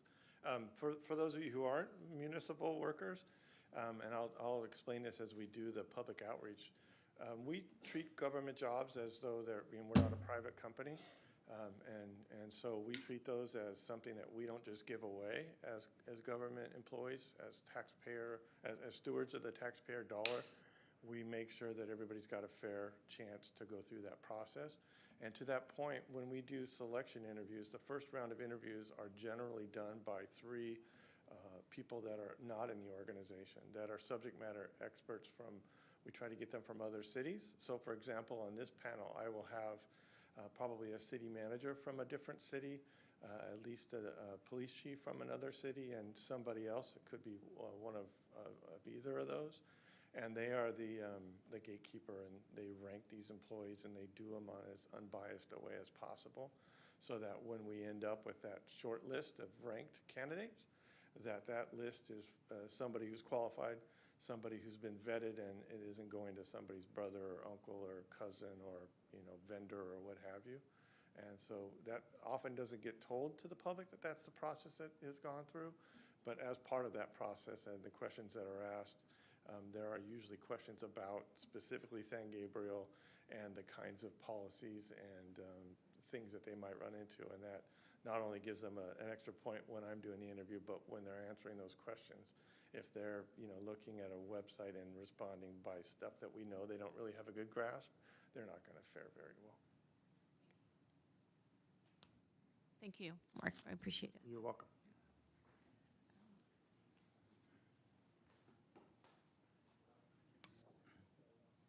We have thrown a whole slew of ideas and plans, and I'm not sure where they go, but here's just a thought from my end. So far we have, just to reiterate, we have the HERE Commission's task is advance and advocate for equity access. Then we have diversity, we have social justice, safety, mutual appreciation, increased cultural competency, positive intergroup relationship, respect and so on. So, respect for the members of San Gabriel community. We have, right now, I think today, we threw a bunch of programs that we wanted to do. Is there a possibility that we can put together a small team from this group that they can pick and talk or bring the programs that they were doing and the ones to do, maybe not this year, maybe future, under these banners, that we can clearly define our work to be done? In other words, whatever we're doing, we can define that work under these categories so we know that what we have done and what we haven't done, maybe we can continue or pursue in future. Joe, yes, that's a good idea. It's a good way of organizing things. I think that's why Matthew is taking notes, and I will work with Matthew before the next meeting to kind of organize it the way that we did in the previous year, so that all of these different suggestions are put under those different categories. And we'll maybe also on the next work plan just put some type of indication for those things that are carryovers from last year or where we are in the process, so that we know what is new, what's old, what we have completed. But yes, we are going to organize all of these thoughts underneath the headings that we have. Thank you. If I may, that just brought up something for me. What kind of material do we have to pass out to the general public when we have like say, for example, we had like a couple of booths last time. What kind of material do we have to pass out? Do we have any? I don't remember seeing anything in regards to like our HERE Commission and what we do. There aren't any specific materials for the HERE Commission, no. I just wanted to ask, yeah. So I would say that it may be the last part of our work plan, in addition to the $2,000 that we were going to ask for specifically for the Mental Wellness Expo, is if we could ask for an additional $1,000 just for general fund budget for the HERE Commission that we would use to create promotional material, or if we end up doing something with the recognition award and we need to purchase a plaque or those types of items, that we would then have a budget available to utilize. Yeah, sometimes even just having like a poster board, right? Like that kind of explains a little bit about what the goals are of the commission, not necessarily what the work plan is, because that's not evergreen, but something that can explain what the commission's tasked with. This way we can take those to any events that we have if we have a booth and we want to explain what we do. Sorry, just two final questions.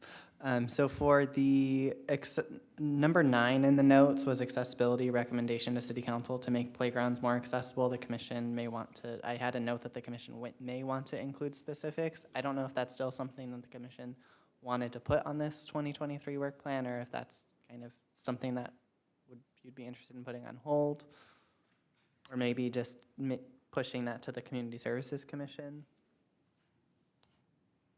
All of the above. So I would love to push it to the Community Services Commission. I would really like to have someone come and speak to us, and if Commissioner Sanchez is available, I think this is an area of expertise for her, and she can certainly come and present what has been done in other cities. And I think LA County at Griffith Park now, there's a Griffith Park has a whole area that's dedicated to accessible playground. Yeah, it's Shane's Playground. And I think, so if we could either have someone who was part of that project come and speak, or Commissioner Sanchez come and speak, but I don't think that we're going to take that on this year, but we will keep it on our Yes, if I may, I'm a big fan of the idea as a professional that works in diversity, equity, and inclusion, in that my perspective is that my office does not do the work of DEI in every other business unit, but actually kind of serves as like a consultant and is there to provide feedback to business units that typically are investing in infrastructure, right? And reminding them and providing insight to them as they invest in that infrastructure to do so in a way that's both diverse, and equitable, right? And provides greater access. So I think that also helps to very much limit the scope of the work that this group does. So, because it could become serving as the DEI doers can become very overwhelming for this group if we do that. Just two more, sorry. So one was the United Against Hate Week and to potentially partner with another organization to mark the occasion. Is that something that the commission wanted to put on hold and prioritize the Safe Space campaign and finishing up the Native American Heritage Month? I think we might have to, because the United Against Hate was, I think, in November, which was just troublesome in terms of all the other things we had going on. So that might have to be on the back burner, I think. Although certainly we can make it something that if we want to, we won't be in charge of organizing anything, but if we want to participate in events that are being sponsored by local organizations, by AYC or other organizations, Compassion, SGV, then we'll make that known. Definitely. And then the final one is to make the recommendation to the city to develop a cybersecurity seminar/resource. I think that was the one that Commissioner Herrera was Okay. talking about for the seniors. Like fraud seminar? Okay, great. That is it. Thank you for your patience. Thank you. Thank you, Matthew. I just had two comments. One on the, I know we wanted to have like a guest speaker for the LGBTQ month.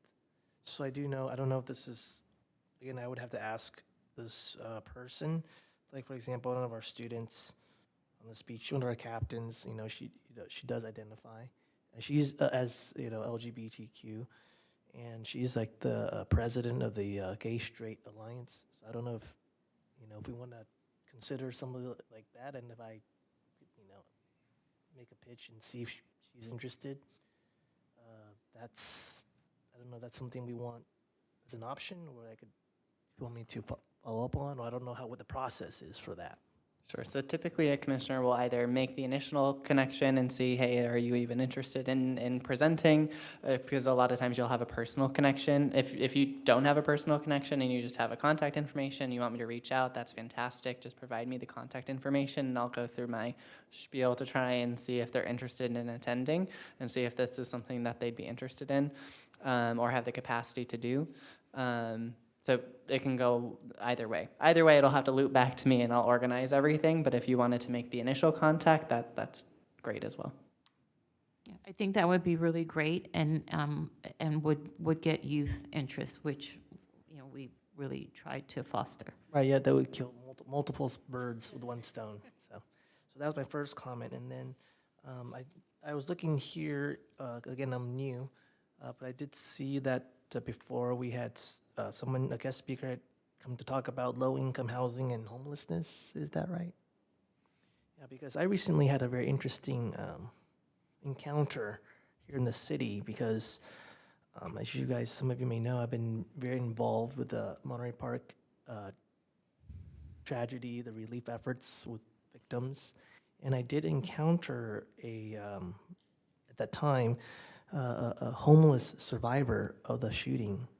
And now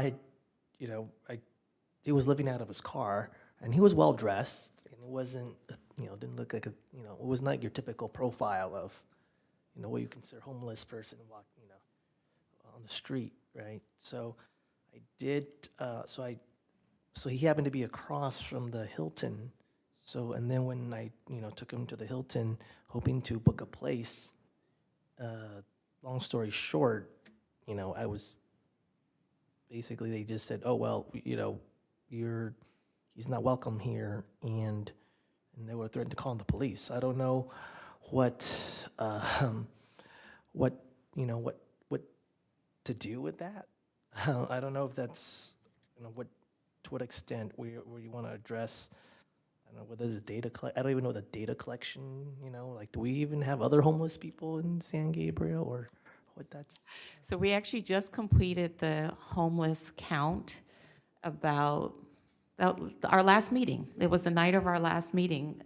It was the 3 or 4 day homeless count within LA County. Last year, I think we had 11. counted, but having participated in the homeless count, I will say you are at the mercy of being able to identify those people who are unhoused. And literally, you're looking for people who are kind of on the street, and we know that many homeless people are hidden, Yes. or they're, couch surfing. The homeless count is very undercounted. But we do have some unhoused individuals in our city, but not certainly as many as in other cities. Yeah. So, Yeah, and I think that idea that housing, folks who are struggling with housing insecurity, right, as our chair said, it's not always visible. And a lot of folks are kind of teetering between having a place to stay and not having a place to stay. So I mean, it might be worthwhile. I don't know if we have any type of location on the website for social service resources, but we've also talked a little bit about expanding on the resources that we have. And 211, is always a great resource as an LA County resource. Folks, they do have folks who can provide immediate housing through there, and perhaps we can also talk to the police department and see if they've got any resources. Sometimes they're able to kind of direct people to services that are available through both nonprofits and government agencies. I think similarly on this subject, because I think it is a really important one. Housing justice is very, very core to almost every other issue that people face. Is there a way that we can kind of partner with, I don't know if like the Planning Commission, when we're approving new developments and affordable housing initiatives and stuff like that? Like, I know it's a big ask in that way, but it's something, if you're talking about systems that kind of perpetuate these issues, a lot of it comes from the way that we develop, the way that we plan, and, having affordable housing available. And I think that's the biggest issue. It's like, housing is available, but not affordably. And so what does that look like, and how do we advocate for that within the city? So we're smiling because you are leading us into commission reports, and there is actually an opportunity for the public and for the residents to provide that input. So on that note, does anyone have anything else concerning our 2023 annual work plan? Okay, so if not, we're going to go on to commission reports. So this is where each commissioner may address the HERE Commission and public on matters of general information and/or concern. This is also the time for commissioners to report on conferences and/or meetings that they have attended. So because you just brought that up, and it seems like several of us know what's coming up, including Mark Lazaretto and the audience, I'm going to ask Vice Chair Godo to just make this announcement for anyone who may be listening. So this Thursday, March 2nd, at 6:30 p.m. in the Padilla Room over here in the Mission District, there's going to be a special joint City Council and Planning Commission meeting. And one of the agenda items is actually to discuss an ordinance around affordable housing for new developments. So everyone can attend this meeting in person. I think the specific question is whether there should be a percentage of new development set aside for affordable housing. And I don't know if the proposal is currently 0%, but if you want to weigh in on your opinion on what it should be, you can do that in person. And you can provide public comment up to 3 minutes. If you can't attend on Thursday, March 2nd, you can also submit a comment via email. And just like our commission, you can send that into cityclerk@sgch.org. By Thursday, I think the deadline is 5 o'clock. With the, let's see, in the headline, I guess,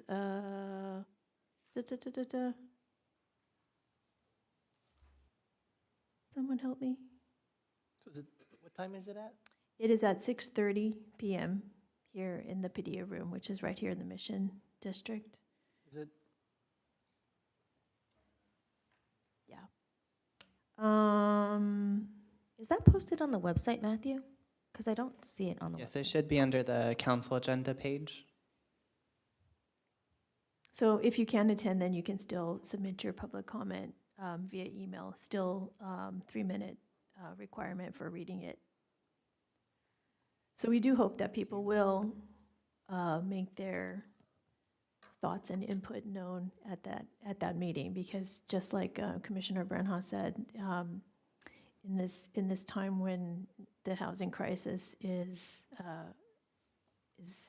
a huge problem, you know, this is now everyone's opportunity to speak up and let the City Council and the Planning Commission know your thoughts on it.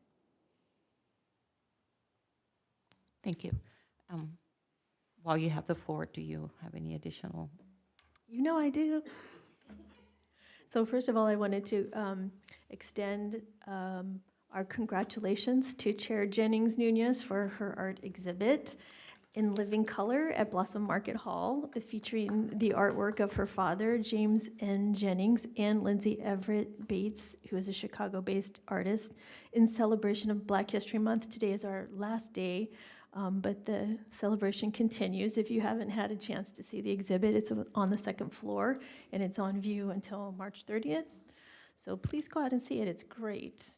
And as we close out African American Heritage Month, I'd like to recommend a 4-part PBS documentary series called Fight the Power: How Hip Hop Changed the World.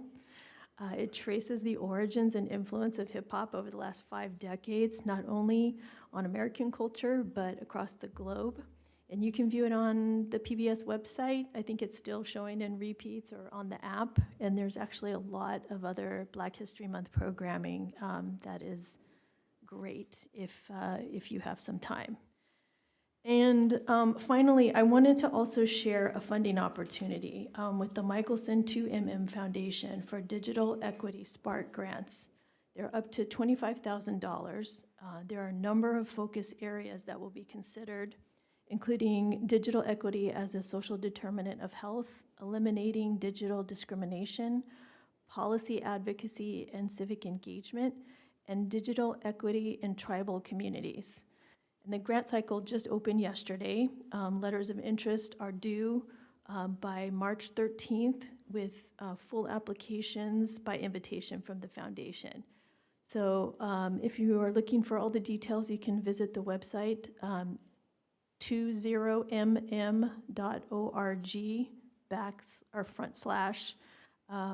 spark hyphen grants, or you can just Google Spark Grants and it'll come up. And I hope that a lot of people will take advantage of this opportunity. The LOI, the letter of interest, is just a shorter form, so a full application isn't necessary for the first round, and then the ones that are selected by the foundation will be invited to apply for a full application. So I hope people will take advantage. That's it. Commissioner Khan? So, this past Sunday, I've attended a health fair, not health wellness fair, but health fair in Pomona. There were about 30 students as well as doctors, nurses, and so on from Western Medical University. They volunteered. So they provided all the way the services from getting the patients, or not the patients, but community people in, registering them, getting their initial blood tests and so on. Not blood tests in fact, but their blood pressure and so on. And then they also have the testing, private room. They also had the private rooms that they could test out, and then there were doctors who volunteered. So if there is something that we could do, I spoke with several people up there who organize that program. So if we would like to incorporate that into our wellness program as a part of it, we could probably do that too. So just some additional work for us. That's great.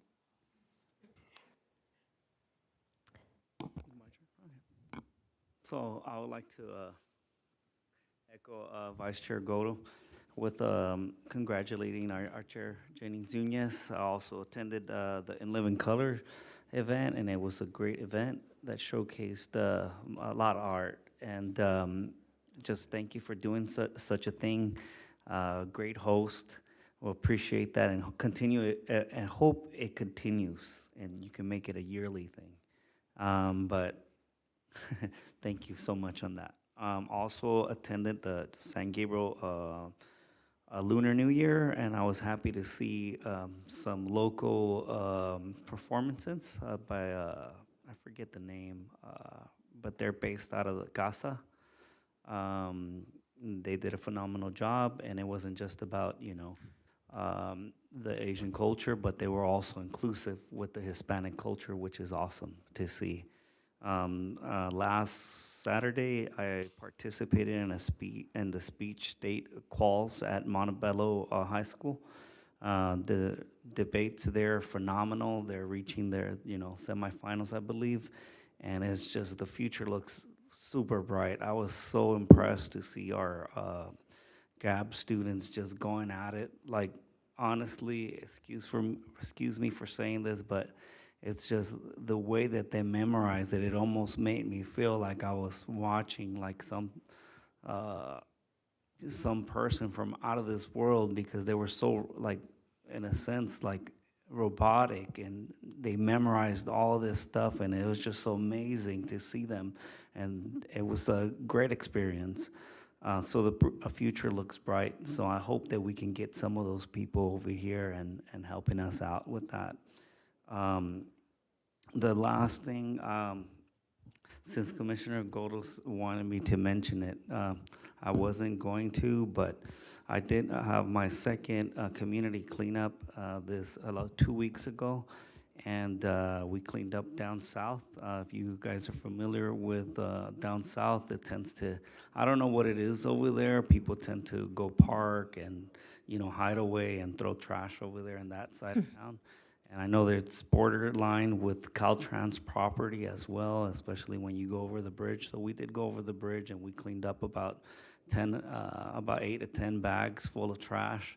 And I want to say special thank you to Matthew for helping with the equipment. We had about 15 youth volunteer show up, and we had pizza provided to them, and we celebrated a birthday too. So it's a great way to give back, and especially when we're talking about sustainability and clean earth. So that's my report. Thank you. Hi. So I just wanted to thank Vice Chair Goto for acknowledging the closing of Black History Month and the contributions of the African American community and Black community. And I also wanted to just mention, since it's going to be later into the month when we meet again, but that we are on the cusp of celebrating Women's History Month. Hooray, hooray. And I wanted to invite the residents of San Gabriel to attend an event that's being hosted by my employer, Los Angeles Department of Water and Power. We're going to be hosting a Women's Career and Wellness Expo on March 11th, and it's going to be in Sun Valley at our LADWP Truesdale facility at 11760 Truesdale Street. It's going to be from 9 a.m. until 2 p.m., and it's going to rock because I'm partly in charge of it. So we're going to have a lot of great stuff there. We're going to have a lot of wellness providers. We're going to have some of our female employees that are both professionals and technicals and field staff leading demonstrations on how to use these amazing field equipment that we use. We're also going to have some vendors, female entrepreneurs. So that is available. If somebody wants to register, they can go to LADWP Commission. I'm going to make sure I get it right now. Commission.com/women's/expo. You can register there. And if there are any local community groups that are interested in sending their community to that event, LADWP is also providing reimbursement on transportation, bus transportation, for them to attend. So anyone who would like to attend, if somebody is part of a local community organization in San Gabriel, they can talk to me and I can help them to get that bus rental reimbursement.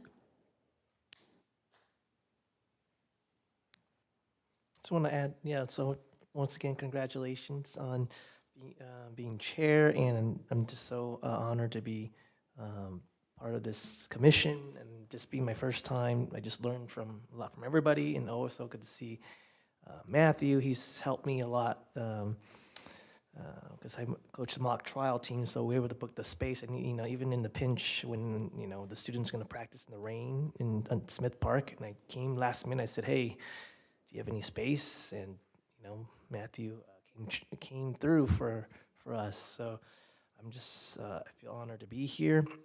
And I know there's a report. Most recently, I actually attended a roundtable with the Secretary of Health and Human Services, particularly around the Asian American mental health and gun violence, especially in response to the shooting, the tragedy. And yeah, I mean, so and from that roundtable, I sat next to the CEO of Christian Herald, which is based in San Gabriel, and talking about mental health resources for the elderly. I think the elderly Asian American community, especially how how much stigma there is, and even today I was on a phone conference call. It's like, well, there are not that many bilingual Chinese counselors because it's just not seen as a big need because of the stigma. So I'm glad that we can, that we have this mental wellness expo, and looking forward to be a part of that. So looking forward to learning from everybody, and glad to be here. I don't really have any report. I just wanted to, I don't know, you guys were probably going to welcome Commissioner Chen and Commissioner Chavez Morris. I'm just really glad that you guys are here with us and you're just jumping right in and working already. And I just wanted to say welcome. Thank you. And I just want to say it is a pleasure to be here. Thank you very much for the opportunity to serve the public and to serve with this commission. So I didn't get a chance to say that earlier, but because I did just kind of jump right in, you're right, didn't I? But thank you very much for this opportunity. And I look forward to talking to more members of the public about their interest in diversity, equity, and inclusion and access. Thank you, Commissioner Brown. And we were supposed to give them an opportunity to introduce themselves and to say a few words, but we just kept moving through.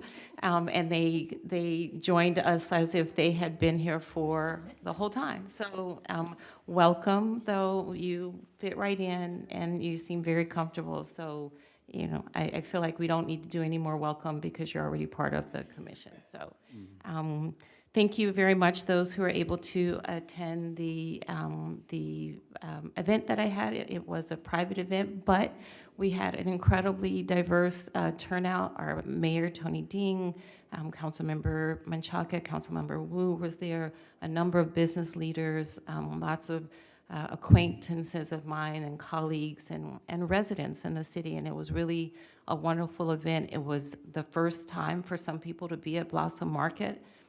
So I know they're going to return, and they were able to see that beautiful setting, and it was just a really special event that highlighted Black History Month, and so I'm sure you will see more of that in the future.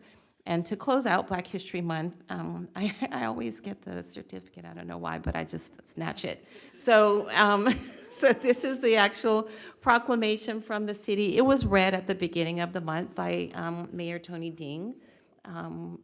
And so I won't read it again, but the city does now do a proclamation for Black History Month. They do a proclamation for Women's History Month. So listen in on the next city council meeting. I'm pretty sure that it, usually the first meeting of the month of March, they will be doing their proclamation for Women's History Month, I think, right, Mark? Yeah. And beyond that, everybody else has said really wonderful, incredible things, so I am done. Staff comments, this is now the opportunity for the staff to address the commission and public on matters of general information and/or concern. Are there any staff comments? Just one very minor item. So the reorg will take place at the next commission meeting, though I mentioned that it would happen at this commission meeting. Now that everyone's on board and everyone's cleared, it will take place at the next one at the very start of the meeting. What was it? Sure, so it'll be the commission reorganization. So the commission will have the option to either select, they will have the option to select a chair and vice chair, and that could include keeping our current chair and vice chair. Or electing new chairs and vice chairs, so, yes, thank you. Okay. So if there isn't anything else, then we will move to adjourning. The next regular HERE Commission meeting will be held on Tuesday, March 28th, 2023 at 6:30 p.m. Information regarding matters to be considered at each meeting will be available on the Friday before the HERE Commission meeting on the city's website at www.sangabrielcity.com. This regular meeting is now adjourned at 8:48 p.m. Thank you.